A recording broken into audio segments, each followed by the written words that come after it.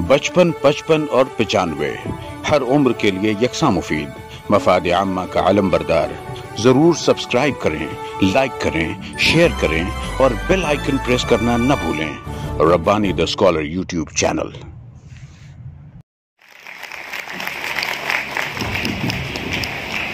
बहुत खूब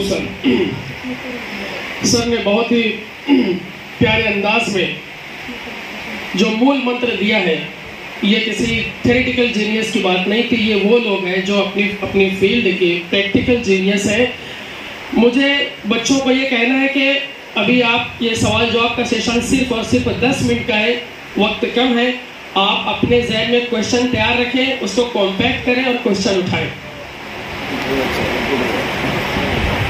सर, मेरा सवाल आपसे सर कि इन मालेगांव में ग्राउंड रियलिटी देखा जाए तो जब लोग पुलिस का नाम सुनते हैं तो उनके अंदर एक निगेटिव थॉट पैदा हो जाती है।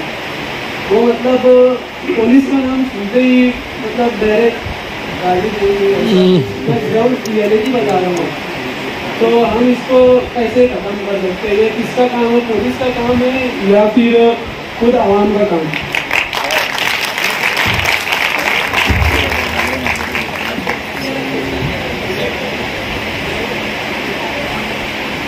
जो नेचर ऑफ जो पुलिस वर्किंग रहता है, कहीं ना कहीं उसमें फियर एलिमेंट हमेशा रहेगा।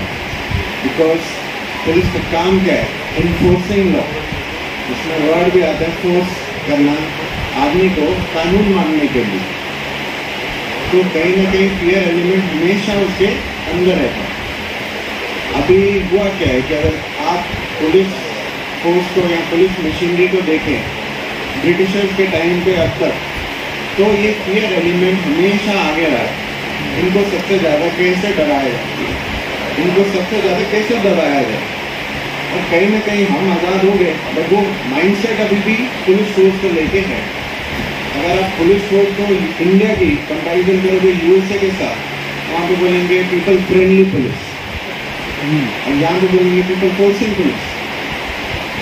फोर्स का अपना अभी भी वो माइंडसेट वो जा नहीं रहा है, आपके अंदर भी और हमारे अंदर भी, दोनों जगह। और तो आपको अंडरस्टैंड करना चाहिए कि पुलिस का एवोल्यूशन सोसाइटी के एवोल्यूशन के साथ होगा। हमारी सोसाइटी अभी इवॉल्व हो रही स्टेज पे। हम यूएसए से अभी मान लो अगर कितना पीछे है, तो हमारा पुलिस को लेके माइंडसेट भी उतना ही पीछे। जैसे जैसे हमारा एवोल्यूशन बढ़ते जाता है, हमें अंडरस्टैंडिंग होती जाती है यार ये चीज़, ये कानून जो है ये हमारे लिए ही बनाया गया, दबाने के लिए नहीं। क्या बात। तो उससे वो फियर एलिमेंट जाएगा, हमारे अंदर भी जाएगा कि हमको इनको डराना नहीं। अभी क्या होता है, आप मानोगे नहीं, मेरे पास डेली 10 रिक्वेस्ट आती है, सर आप किसी तरीके अपने ऑफिस में लेके आके सेट कर दीजिए। आप जो ग्राउंड रियलिटी की बात कर रहे हो, डिमांड पब्लिक से ही है। मुझे ये सेट करना कानून में दिया गया है क्या इसका पावर? तो पब्लिक क्यों डिमांड करती है पुलिस से? बिकॉज अगर आप सोचो इसको, तो सोसाइटी अभी भी इवॉल्व हो रही है हमारी। कहीं पे वो जो ब्रिटिशर वाला हमारा जो डराने वाला माइंडसेट था इंडिपेंडेंस के टाइम पे, वो हमारे जहन में है अभी भी। एंड बहुत से अगर तुम जाओ तो मुंबई में जाओ, दिल्ली में जाओ, चंडीगढ़ में जाओ। I give you Chandigarh as an example, मेरी स्टेट का कैपिटल है। ऐसी सब चीज़ें आपको नहीं मिलेंगी। पुलिस का मतलब पुलिस के प्रति ऐसी भावना आपको मिलेगी नहीं। हम अभी इंटीरियर पार्ट ऑफ इंडिया में इवोल्यूशन में है। हम सोसाइटी इवॉल्व हो रही है, हमारा नॉलेज इंक्रीज हो रहा है, हमारी सोसाइटी चेंज हो रही है, इतना पॉपुलेशन बढ़ रहा है, उसको अंडरस्टैंडिंग हो रहा है कि कॉन्स्टिट्यूशन क्या होता है, कानून क्या होता है, आईपीसी सीआरपीसी क्या होता है, हमारे अधिकार क्या है, पुलिस के अधिकार क्या है। उस सब ध्यान के बाद हम बोल सकते हैं कि ये फियर एलिमेंट को हमने खत्म करना है। इसमें बहुत जरूरी है कि हम आपकी तरफ से वेट ना करें, अपनी तरफ से क्या बात, ये डर, ये जो दूरी है इसको खत्म करने के लिए। और कहीं ना कहीं अगर मान लो मैं एज एन ऑफिसर चला जाता हूँ, नेक्स्ट ऑफिसर ऐसा है कि जिसको आप बोलो कि आप 10 आदमियों को लेके आओ, उसको आके सेट कर दो, और वो सेट कर दे, तो कहानी वही वापस चली गई। बराबर। तो उधर से डिमांड और इधर से भी वो काम दोनों एक साथ होना चाहिए। क्या बात। जब वो सिंक में बैठेगा, ये जो फियर का माइंडसेट है, बहुत गुड। आज तक कोई ऐसा पुलिस वाला मेरे को मिला नहीं जिसको मारने में मजा आता कि आज मेरे को बहुत अच्छा मैं काम किया, मैं बहुत मारा है। हमारा कोई भी ऐसा परफॉर्मेंस का मेट्रिक नहीं है जिसमें यहाँ पे लिखो कितने आदमियों को मारा, कितनी लाठियों से मारा, कितनों को हॉस्पिटल पहुंचाया, एक भी मेट्रिक नहीं। हम कहीं ना कहीं इवॉल्व हो रहे हैं और आप भी इवॉल्व हो रहे हो, हम भी इवॉल्व हो रहे हैं। इस चीज़ को जाना है, हम अंडरस्टैंडिंग है सबको, एक साथ होंगे ये जल्दी आएगा। हमारी कोई सैलरी इंक्रीज नहीं होती अगर हम किसी को मारते हैं, सेम रहती है। हम भी चाहते हैं कि आगे वाला कानून माने, तो थोड़ा सा आवाज़ ऊपर करते हैं तो लोग बोलते हैं हाँ ऑफिसर कड़क है, और अगर वो प्यार से बोले प्लीज आप ऐसे मत करिए, आप में से होगा कोई मानेगा। आपको मैंने कितने प्यार से बोला 11:30 बजे बंद कर दो, आप लोग माने? कितना उसको बनाया गया कि पुलिस के पास यहाँ जाने का वक्त है, वहाँ जाने का, वहाँ से उठाने का वक्त है, ये है वो है। ऑपोजिशन लेवल माइंड में 11:30 बजे अगर आप लोग सब घर को चले जाएंगे तो मेरी सैलरी डबल आएगी, सेम आएगी। बट अगर आप बोलो मुंबई जैसे शहर भी बंद होता तो मालूम क्यों नहीं बंद होना चाहिए? बंद हम इसलिए नहीं करना चाहते क्योंकि हम आपको दबाना चाहते हैं। Night time is the highest, अगर आप देखो कहीं भी स्टडी कोई भी रिसर्च कर लो, ठीक है क्रिमिनल एक्टिविटीज हर जगह पुलिस फोर्स नहीं पहुंच सकती है, आपके बचाने के लिए। क्या बात। मैं प्यार से भी बोलता हूँ कि थोड़ा सा भी एक्स्ट्रा अगर यूज कर सकता हूँ तो लोग बोलते हैं हाँ सर स्ट्रिक्ट है, सर इन्फोर्स कराते हैं 11:30 बजे सबका, और वो मैं प्यार से भी बोल सकता हूँ। अगर प्यार से लोग माने किसी पुलिस वाले को कोई भी फोर्स और ऊंची आवाज में बोलने का कोई इंटरेस्ट नहीं। क्या बात। ये मैं आपको लिख कर बताऊँ। बहुत। तो कमिंग बैक टू अपना जो ओरिजिनल पॉइंट है, हम अभी भी एवोल्यूशन वाली स्टेज में हैं।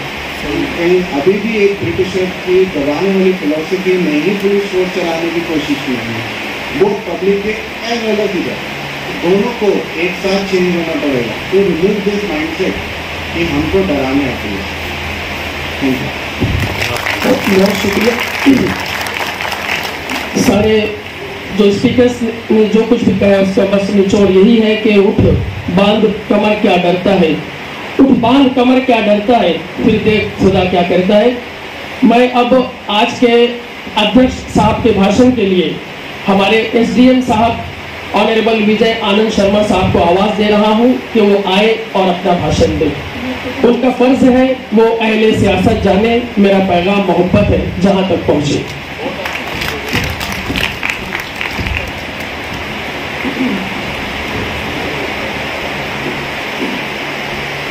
यहाँ पर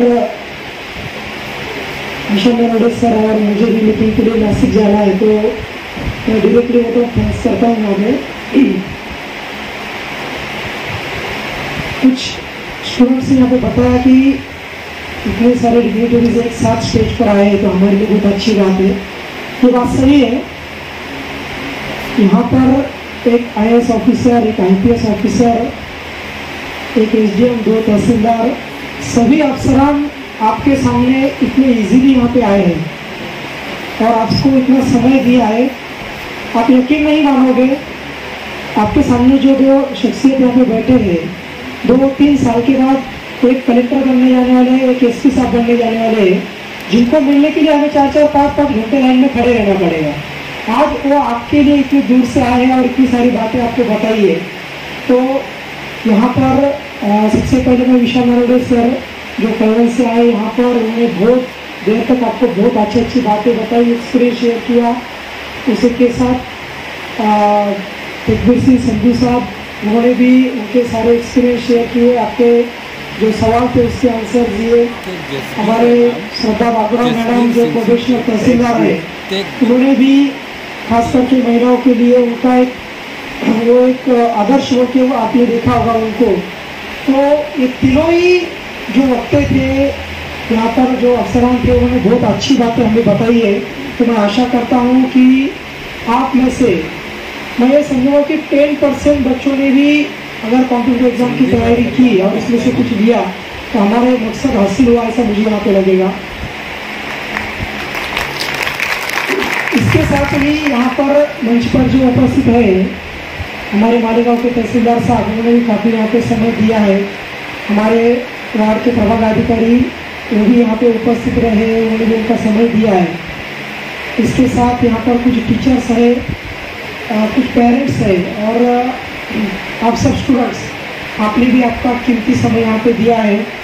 हमारे पत्रकार मित्र भी यहाँ पे उपस्थित है, तो जिन्होंने उनका भी कीमती समय यहाँ पे दिया, तो मैं सबका शुक्रिया अदा करता हूँ।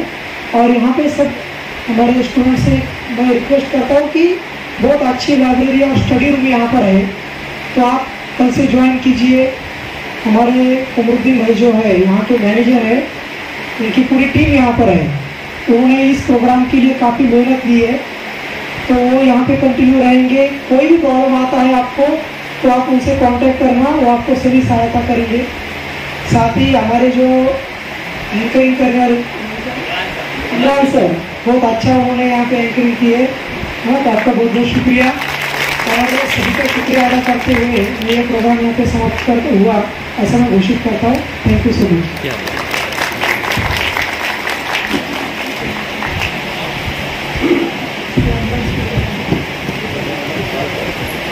सदर साहब की इजाज़त से प्रोग्राम के खात्मे का ऐलान किया जाता है।